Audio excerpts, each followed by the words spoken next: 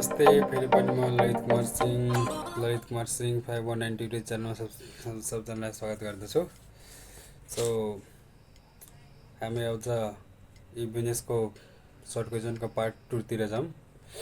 So the first question is what do you mean by archiving? So archiving is the process of storing electronic business data and documents in a secured way for long-term use. For example, storing online sales. यसको तो archive भनेको एउटा process हो जसले store गर्छ electronic business डाटाहरूलाई होइन, डकुमेन्टहरूलाई secure म्यानरमा जो future युजको लागि पनि के होस् पछि गएर काम होस्। जस्तै कि स्टोरिङ अनलाइन सेल्स होइन, जब सेल्स हुन्छ नि त्यसको स्टोर गर्ने, कसले किन्यो कसले होइन, कुन कस्टमरले किनेछ, कति क्वान्टिटी छ होइन, त्योहरूको बारेमा। अर्को चाहिँ what is viral marketing. Viral marketing भनेको के हो? Viral marketing is promoting product online like a virus so people can share rapidly with one another होइन। भाइरल मार्केटिङ त भाइरस जस्तै के भने एकअर्कासँग सेयर गर्ने होइन, थ्रु अनलाइन होइन। जस्तै यसमा यो युज के गरिन्छ भने इमेल युज गरिन्छ, सोसियल मिडिया युज गरिन्छ, वेबसाइट युज गरिन्छ होइन, यो भइहाल्यो। अर्को चाहिँ बिओबीको सिग्निफिकेन्सहरू के छ, importance. BOB stands for branch office backups होइन। यसको सिग्निफिकेन्स भन्ने भने यसको फर्स्ट चाहिँ कस्ट इफेक्टिभ हुन्छ होइन, कम चिपर हुन्छ। अर्को चाहिँ सेन्ट्रलाइज कन्ट्रोल होइन, सेन्ट्रलाइज कन्ट्रोल हुन्छ, हाई लेभल होइन, हाई लेभल एक्जिक्युटिभहरूले यसलाई कन्ट्रोल गर्छ। अर्को चाहिँ एफिसियन्ट सफ्टवेयर डिस्ट्रिब्युसन होइन, सफ्टवेयर डिस्ट्रिब्युसन पनि के हुन्छ सजिलो हुन्छ। अर्को चाहिँ इम्प्रुभ युजर एक्सपिरियन्स। जब कुनै पनि युजर एक्सपिरियन्स जब मतलब के हुन्छ यसको लागि त्यो राम्रो एक्सपिरियन्स गर्छ होइन, किनकि त्यहाँ सबै सिस्टमेटिक वेमा स्टोर गरिएको हुन्छ। अर्को चाहिँ सिक्योर एन्ड कम्प्लायन्स। यो के हुन्छ भने ब्याकअप चाहिँ सिक्योर हुन्छ होइन, फ्युचर युजको लागि पनि काम लाग्छ। अर्को चाहिँ रहेको छ importance of integration of E category. E क्याटागोरीको इम्पोर्टेन्स के छ? फर्स्टमा छ इम्प्रुभ इफिसियन्सी होइन, स्पिडअप गर्छ, स्पिडअप काम गर्छ ई क्याटागोरीले। एक्युरेसी होइन, सही हुन्छ। अब चाहिँ कस्टमर सेटिस्फ्याक्सन यसले के छ भने कस्टमरको लागि यदि कुनै स्पेसिस चाहिए उनीहरूलाई वेबसाइटमा एभाइलेबल गराएर होइन त्यसलाई सेटिस्फाई गर्ने काम गर्छ। अर्को डिसिजन मेकिङ। यसमा के हुन्छ भने कुनै पनि चोइस टाइप्स अफ कुनै प्रडक्ट छ भने होइन, अब कुन प्रडक्ट कसलाई चाहिएछ भने सही टाइममा हामीले यसरी लिन पनि सक्छौँ। अर्को चाहिँ इन्क्रिज सेल्स होइन, सेल्सको भोल्युम पनि बढाउन यसको प्रयोग गरिन्छ। त्यसै गरी अर्को रहेको छ question other benefits of E wallet. E वालेट्सको बेनिफिटहरू के छ? So first is ticket booking होइन, ई वालेटबाट हामी के गर्छौँ टिकट बुक गर्न सक्छौँ।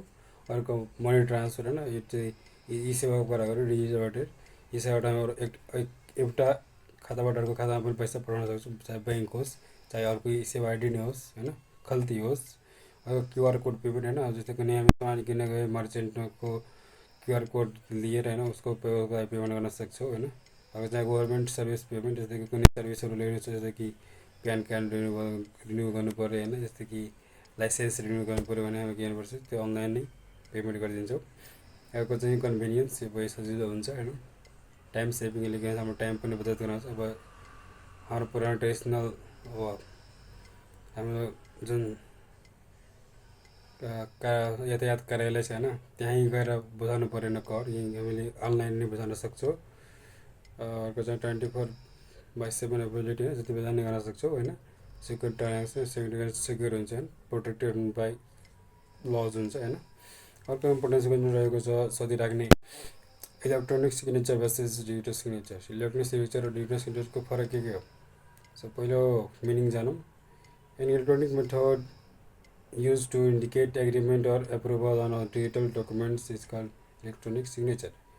इलेक्ट्रोनिक सिग्नेचर भनेको एउटा आफूलाई के गर्ने एप्रुभ एग्रिमेन्ट हो सर्टेन डिजिटल डकुमेन्टमा होइन, हामी त्यसलाई के भन्छौँ इलेक्ट्रोनिक सिग्नेचर भन्छौँ। अर्को चाहिँ डिजिटल सिग्नेचर भनेको के हो? डिजिटल सिग्नेचर भनेको इट्स अ काइन्ड अफ होइन इलेक्ट्रोनिक सिग्नेचर होइन, that uses cryptographic technique to provide high level of security in digital communication होइन। यसले के गर्छ भने एउटा टाइप अफ डिजिटल सिग्नेचर पनि टाइप इलेक्ट्रोनिक सिग्नेचर नै हो होइन। त्यसले के गर्छ भने क्रिप्टोग्राफिक टेक्निक युज गर्छ। त्यो provide high level security technique भनेको यस्तो कोडहरू क्रिएट गर्छ नि कीहरू, त्यो अलिक एक्सेस गर्न गाह्रै हुन्छ होइन। त्यसलाई हामी के भन्छौँ, डिजिटल सिग्नेचर भन्छौँ। अब यसको इलेक्ट्रोनिक सिग्नेचरले सिम्पल टेक्नोलोजी युज गर्छ भने डिजिटल सिग्नेचरले क्रिप्टोग्राफिक टेक्नोलोजी युज गर्छ। अब इक्जाम्पल भन्यो भने इलेक्ट्रोनिक सिग्नेचरको जस्तो कि clicking I agree on website, कुनै वेबसाइटमा हुन्छ नि आई एग्री होइन, त्यहाँ लेखेको हुन्छ, त्यहाँमा क्लिक गरिदिन्छ आई एग्री, त्यसलाई हामी के भन्छौँ इलेक्ट्रोनिक सिग्नेचर। त्यही अब डिजिटल सिग्नेचर भनेको shining a PDF with a digital certificate कुनै पिडिएफ छ त्यसरी नामको सर्टिफिकेटले होइन, त्यसमा साइन गर्छ भने त्यसमा के भन्छौँ डिजिटल सिग्नेचर भन्छौँ। अर्को भनेको आइपिसेक भनेको के हो, IPsec stand for internet protocol security हो होइन। Is a system that protect data sent over the internet. जस्तै हामी कुनै मेसेज पठायो होइन, त्योबाट केही अल्टर नभइकन होइन त्यही सेम डाटा पुर्याउनु काम कसको हो, आइपिसेकको हो। अर्को चाहिँ इलेक्ट्रोनिक सफ्टवेयर झरे थियो। अब ESD भनेको के हो, ESD stand for electronic software distribution होइन। यसले केमा के भन्छ भने डेलिभरी अफ सफ्टवेयर इलेक्ट्रोनिकली टिजर्स अब त्यो इन्टरनेटमा के भन्छ भने एउटा प्रोसेस जसबाट सफ्टवेयरहरू के गरिन्छ इलेक्ट्रोनिकली कन्ज्युमरलाई पुर्याइन्छ होइन विथ युज अफ इन्टरनेट। जस्तै कि यसको बेनिफिटहरू के हुन्छ भनेपछि फास्ट हुन्छ, कन्भिनियन्ट हुन्छ, कस्ट इफेक्टिभ हुन्छ होइन, यो भइहाल्यो।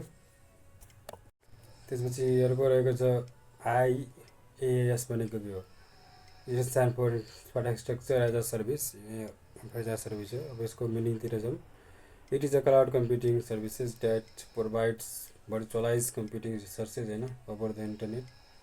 यो एउटा भर्चुअलाइज कम्प्युटिङ रिसोर्सेस प्रोभाइड गर्ने एउटा कम्प्युटिङ प्लेटफर्म हो होइन। जस्तै कि एमाजोन वेब सर्भिसेस होइन, AWS। अर्को PaaS भनेको के हो, यो रहेछ प्लेटफर्म एज अ सर्भिस होइन। यसको मिनिङतिर जाउँ, it is a cloud computing service होइन that provide a platform for developing, testing and deploying application over the internet. यसले यस्तो प्लेटफर्म प्रोभाइड गर्छ होइन क्लाउड कम्प्युटिङमा, जसमा हामी के गर्छौँ कुनै एप्लिकेसनहरू टेस्ट गर्न सक्छौँ, डेभलप गर्न सक्छौँ होइन, अनि डिप्लोय गर्न सक्छौँ ओभर द इन्टरनेटमै होइन। इक्जाम्पल चाहिँ गुगल इन्जिन एप होइन, जस्तै Microsoft Azure app service example यिनीहरू। अब what are the main factors that affect online consumer behaviour. अब अनलाइन कन्ज्युमर बिहेभियरको इन्फ्लुएन्स गर्ने फ्याक्टरहरू के छ। सो पहिला रहेको छ पर्सनल फ्याक्टर, जसमा एज पर्छ होइन, इन्कम लेभल पर्छ, लाइफस्टाइल पर्छ होइन, प्रिफरेन्सेस पर्छ। अब गरेको साइकोलोजिकल, जस्तै मोटिभेसन होइन, पर्सेप्सन, यसमा अझै पनि हुन्छन् सोसियोलोजिकल, टेक्नोलोजिकल, पोलिटिकल, अब धेरै नै जाउँ, दुईवटा मात्र जानौँ, पर्सनल र साइकोलोजिकल। अर्को रहेको छ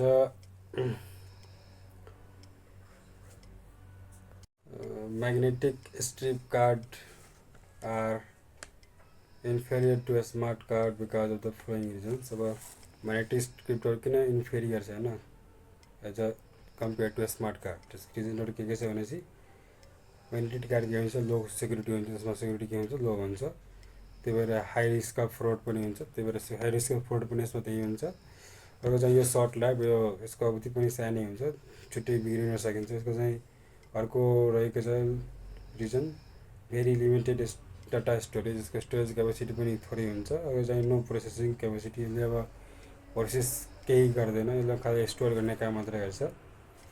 त्यसपछि रहेको छ structure of E contract. E कन्ट्र्याक्टको स्ट्रक्चर को छ, पहिलो रहेको छ हु आर द पार्टिज, यसमा के हुन्छ भने party must be identify through ID verification. अर्को चाहिँ वाट आर द टर्म्स, अब टर्म्सहरू के छ, त्यो प्रोडक्टको बारेमा हुन्छ, सर्भिसको प्राइसिङ होइन, डेडलाइन के यसमा बुझाउने, रिटर्न पोलिसीहरू के छ, पेनल्टी लाग्छ कि लाग्दैन त्यो कुराहरू। अर्को हाउ विल इट एक्जिक्युटेड, यो कसरी अब एक्जिक्युट गर्न सकिन्छ, अनलाइन पेमेन्ट गर्ने कि डेलिभरी ट्र्याक्स गर्ने कि कम्युनिकेसन मोडल के राख्ने होइन त्यो। अर्को विच ल एप्लाई, अब कुन ल एप्लाई गर्ने, डोमेस्टिक इन्टरनेसनल, त्यो चाहिँ पार्टी कहाँ छ त्यसको लोकेसन अनुसार फरक पर्छ, त्यसको लोकेसन अनुसार फरक पर्दछ। यसमा कुनै कुनै बेला इलेक्ट्रोनिक ट्रान्जेक्सन एक्ट कुन सालमा बनेको हुन्छ भने इलेक्ट्रोनिक ट्रान्जेक्सन एक्ट 2063 2008मा बनेको हो। अब क्वेसन रहेको छ what are the legal issues of contract होइन, के हो यो खासमा 5 बनाउँछ छन्।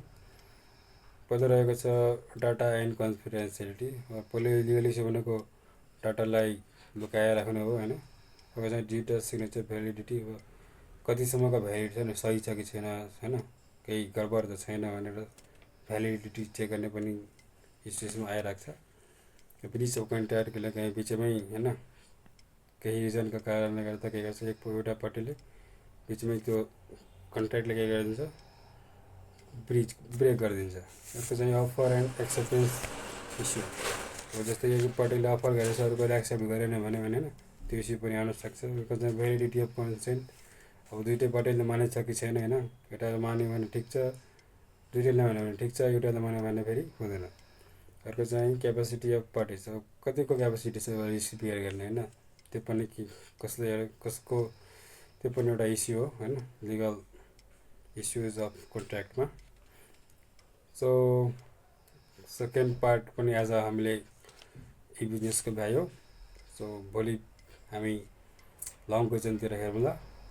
धन्यवाद, गुड नाइट।